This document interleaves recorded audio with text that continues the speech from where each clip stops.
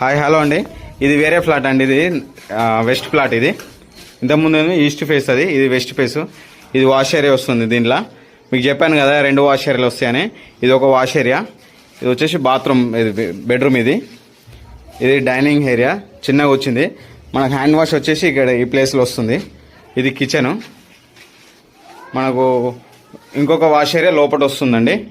ఇది wash area. ఈ ఫ్లాట్కి వచ్చేసి 2 వాష్ ఏరియాలు వస్తున్నాయి. మీకు బాత్రూమ్ చూపిస్తానండి. ఇది బాత్రూమ్ సేమ్, ఇది కూడా అటాచ్ బాత్రూమ్ వస్తుంది.